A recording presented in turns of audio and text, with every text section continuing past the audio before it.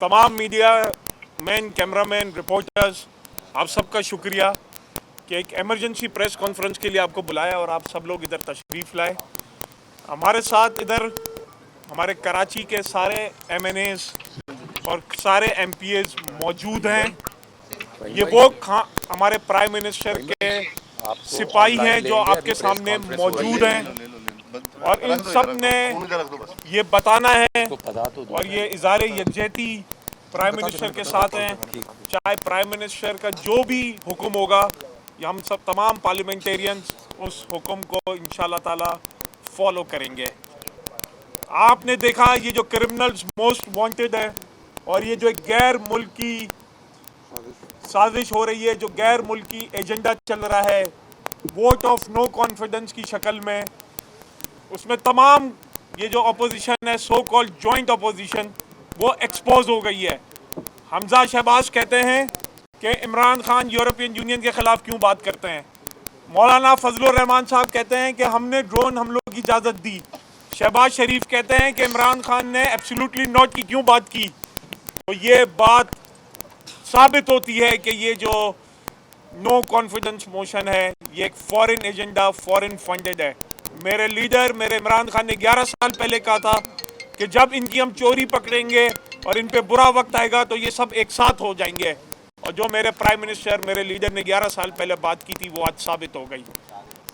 आज आप लोगों को बुलाने का मकसद ये था कि कुछ खबरें और अफवाहें, एक फेक न्यूज़ चल रही हैं मुख्तलिफ चैनल्स पे, और हमारे कुछ कराची के एमएनएस के बारे में एक निजी टीवी ने और एक रिपोर्टर ने फेक न्यूज़ चलाई, रूमर्स फैलाने की कोशिश की गई। उसकी हम मजम्मत करते हैं, उसको कंडेम करते हैं और हमारे 5 एमएनएस का नाम लिया गया कि वो शायद हमारे साथ नहीं रहे। ये जो छांगा मांगा की सियासत हो रही है, नून लीग पीपल्स पार्टी का ये वतीरा है और हम इस हॉर्स ट्रेडिंग की मुकम्मल तौर पे कंडेम करते हैं। जिन 5 एमएनएस का नाम आया वो इधर मौजूद हैं और वो भी आपसे बात करेंगे। लेकिन मेरी तमाम मीडिया रिपोर्टर्स, कैमरामैन और टीवी चैनल से ये गुजारिश है कि वो बगैर किसी तस्दीक के, वेरिफिकेशन के बगैर जो एक माहौल और जो इंतशार फैलाया जा रहा है उससे गुरेज करें।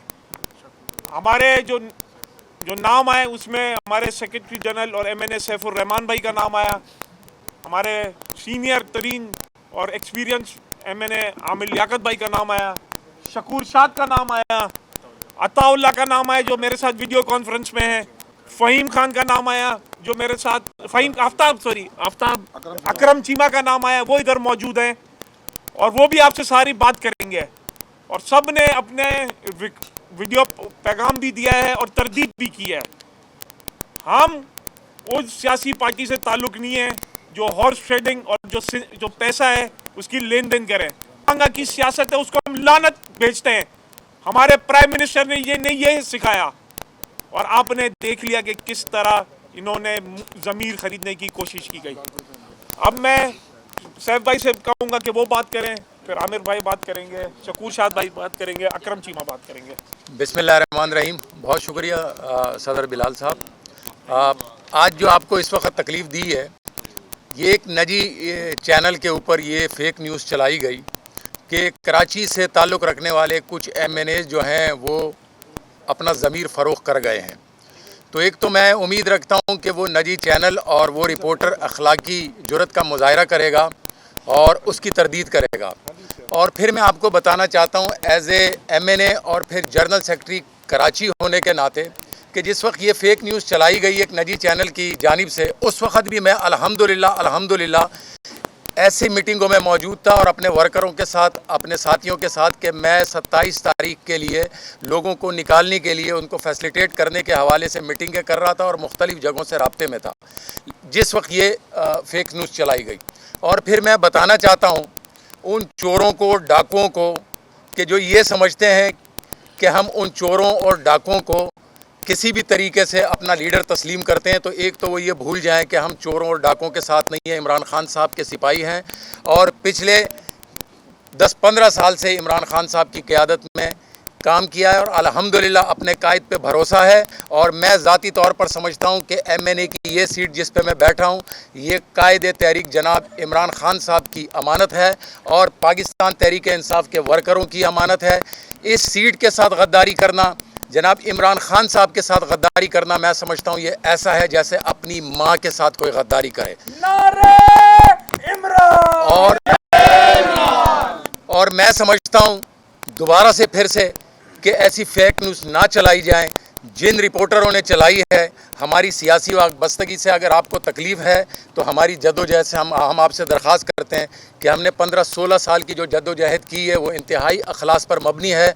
लिहाजा आपसे हम दरख्वास्त करते हैं कि एक तो उसकी तरदीद करें और दूसरा उस रिपोर्टर को भी चाहिए कि वो इसकी तरदीद करे और माफ़ी मांगे, माजरत करे। ऐसे इन मौक़ों के ऊपर ऐसे फेक न्यूज़ चलाना, ये मैं समझता हूँ इंतहाई गैर मौजिब काम है और इस तरह के काम नहीं करने चाहिए। अपने कायद के साथ खड़े हैं, खड़े रहेंगे मरते दम तक।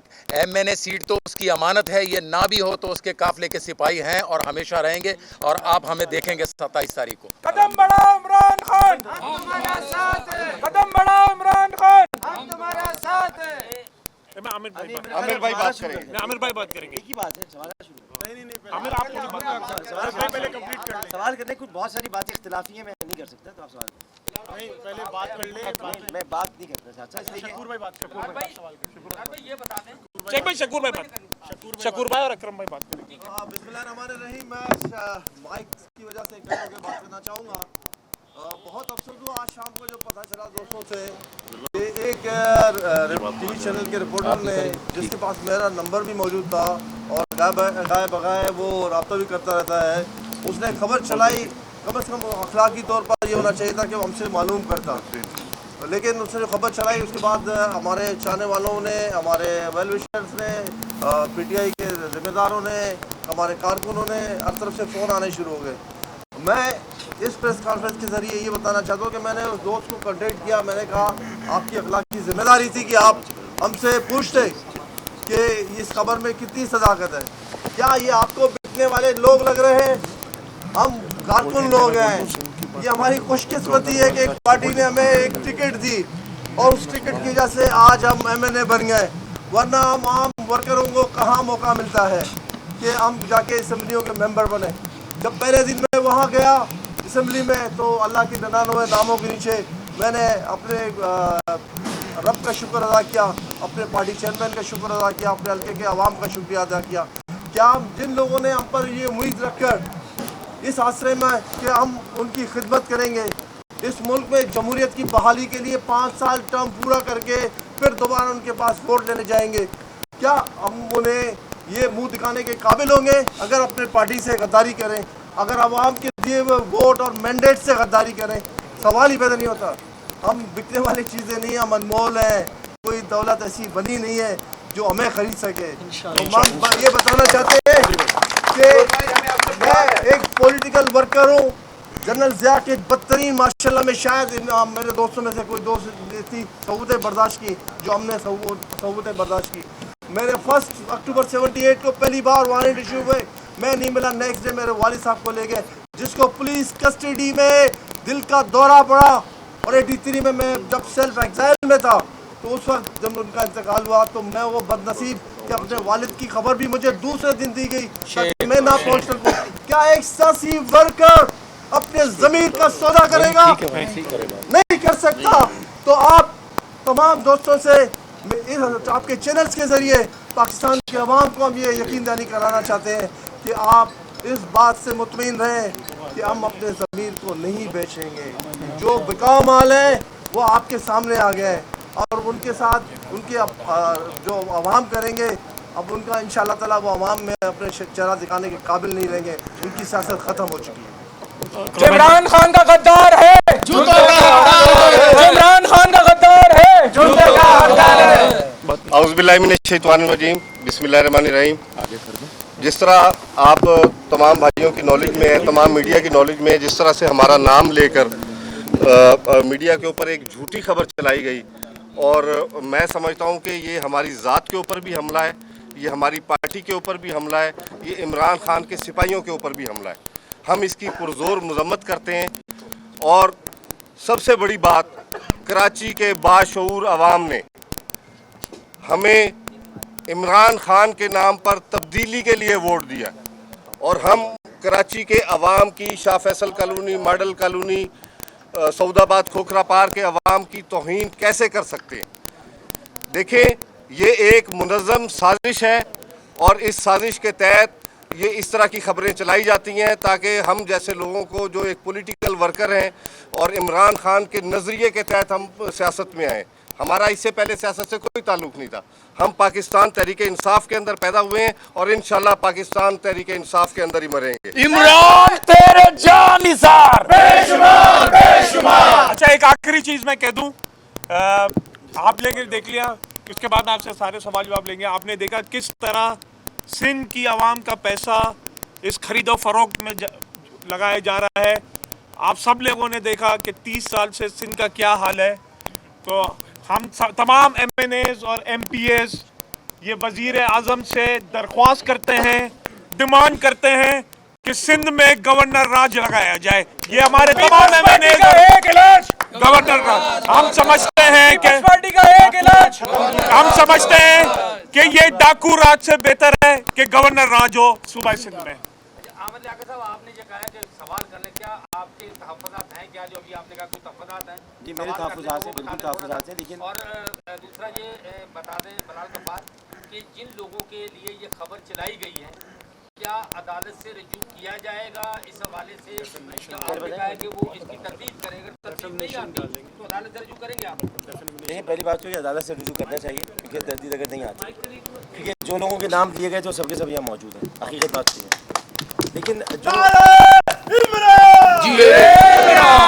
लेकिन जहाँ तक सवाल है, मेरे तहफ़्फ़ुज़ात हैं और बहुत ही ज़्यादा यानी संगीन किस्म के तहफ़्फ़ुज़ात हैं।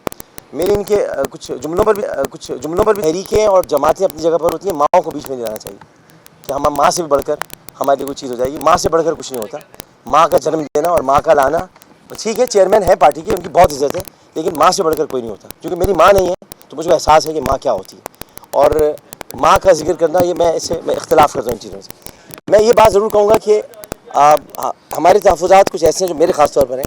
वो खान साहब की टीम का इंतखाब और उसी टीम की वजह से आज ये सब कुछ हो रहा है, जिसमें गैर मुंतखब अराकीन शामिल हैं। मैं शुरू से इस बात के ख़िलाफ़ रहा हूँ कि मुंतखब अराकीन की जगह गैर मुंतखब क्यों लेकर आए। जैसे फिरदौस आशिक अवान या इस वक्त शहबाज गिल साहब जो इस वक्त मौला जज बने हुए हैं और मौला जज बनकर जो कह रहे हैं हमें 166 सीटें दी गई। भाई किसने दी हमको सीटें? ये बातें कहने की है। 166 सीटें दी गई हमको और आप हमसे कहते हैं तब्दीली है, तो किसने दी? कौन देता है? आपको अवाम ने दी है।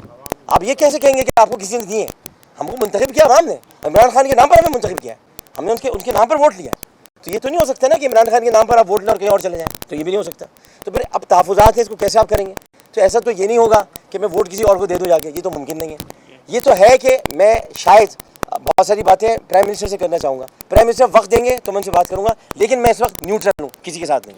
कदम बढ़ाओ इमरान खान, हम तुम्हारे साथ हैं। बिलाल साहब, शहीद गनी ने आज प्रेस कॉन्फ्रेंस में कहा है कि तहरीक इंसाफ के अराकीन ने कौमी और सूबाई असेंबली बच नहीं सकेंगे। तो सैफ भाई भी बैठे, आमिर भाई बैठे, ये सवाल है। और आपसे सवाल है कि जब आपने तहरीक इंसाफ में डॉक्टर साहब मेरे भाई प्रेस कॉन्फ्रेंस में इमरान इसमाइल के घर पे कहा था कि खासा मैंने कश्तियाँ जला दी है, अब मेरे साथ हो, तो आज भी आप खड़े। तो मैं कश्तियाँ जला के, ये कश्तियाँ जलाकर कश्तियाँ जलाकर आदमी कहाँ जाएगा? हैं? कश्तियाँ जलाकर आदमी कहाँ जाएगा? कहीं नहीं जा सकता, उसी जगह पर है। लेकिन मैं इमरान खान को चेयरमैन समझता हूँ, कायदे तहरीक नहीं समझता। अच्छा, जो आपने एक बार पहले तलत भाई का मैं जवाब दे दूं। तलत भाई का जवाब ये है कि अगर हम सईद गनी का भी बताता हूँ कि अगर हमें उस प्राइवेट चैनल से और उस रिपोर्टर से माफ़ीनामा नहीं है तो हम हर लीगल ऑप्शन यूज़ करेंगे, कोर्ट में भी जाएंगे, क्योंकि सबकी इज्जतें होती हैं। जहाँ तक आपने बताया कि देखें, सबको पता है कि पीपल्स पार्टी अब जरदारी माफिया है और हम तमाम MNAs और MPAs और हमारे वर्कर्स इस माफिया का मुकाबला करेंगे। और सईद गनी साहब को मैं ये कहता हूँ, जो एक ढक्कन खोलने वाले मिनिस्टर हैं, कि बिलावल हाउस भी कराची में, और ये आपकी धमकियाँ कहीं और चलेंगी, ये हमारे सामने नहीं चलेंगी। आजकल आप कायद की बड़ी बातें कर रहे हैं, आजकल नहीं कर रहा हूँ, मैं हमेशा से करता रहा हूँ। आपकी असल में याददाश्त कमज़ोर है शायद। हाँ, दोपहर को भी हो गया सवाल, कुछ और कर लें। आपको क्या पता है कि मैं किस चक्कर में काम कर रहा हूँ सारा? कुछ पता है आपको? आपने देख लिया ना आपने देख लिया ना एक मिनट मेरी बात सुने। आपने देख लिया, मेरी बात तो सुन लो यार, सवाल करने वाले भाई सवाल का जवाब दे दे यार, खुदा का। बात ये कि आपने देख लिया एमकेएम पाकिस्तान कहाँ गई, देख लिया ना। उन्हीं के पास जाते थे उनको मनाने के लिए सारे लोग, तो 6 के 6 चले गए। ये अभी भी यहीं पर है, उसके घर नहीं आते थे, ये यहीं पे। तो ये अल्ताफ हुसैन के साथ था, इसलिए जानता है कि वफादारी क्या होती है।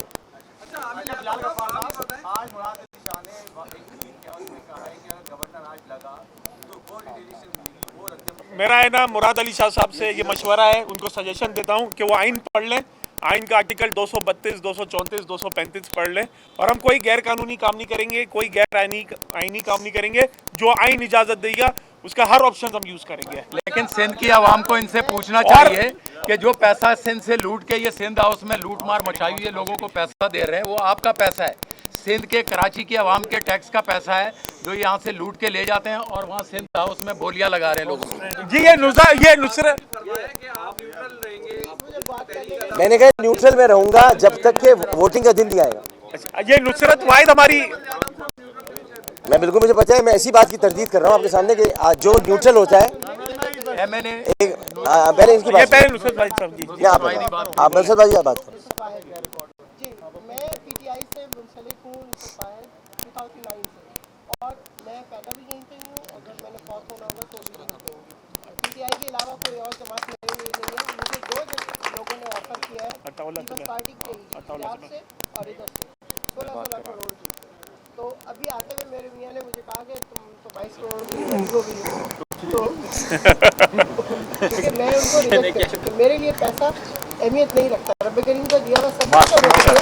अच्छा, ये हमारे साथ लाइन पे मैंने जवाब ये दिया कि वो पैसा मैं क्या अपनी कब्र में बिछा के उसके बाद पहुंचना है। आपको मैं न्यूट्रल का जवाब दे दूं।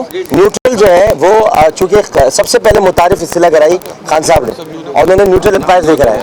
न्यूट्रल उसको कहते हैं जो अपने पूरे तमाशा देखता है, मंजर कशी देखता है, उसके बाद सही फैसला करता है सही वक्त पर, तो वो न्यूट्रल होता है। जो एम्पायर जिसको न्यूट्रल कहते हैं वो उस वक्त उतरते हैं जब फैसला गलत हो रहा होता है।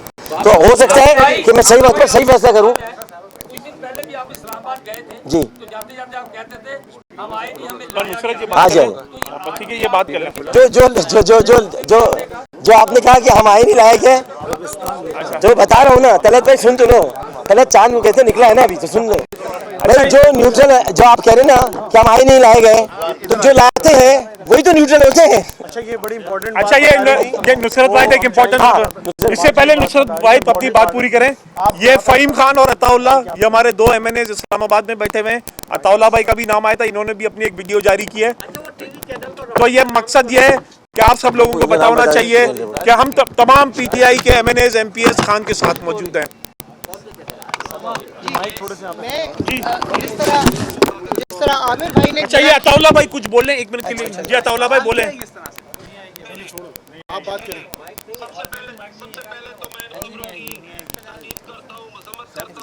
दूसरी बात ये है कि हम सियासत हमारे लिए इमरान खान साहब है, मैंने होना कोई बात नहीं।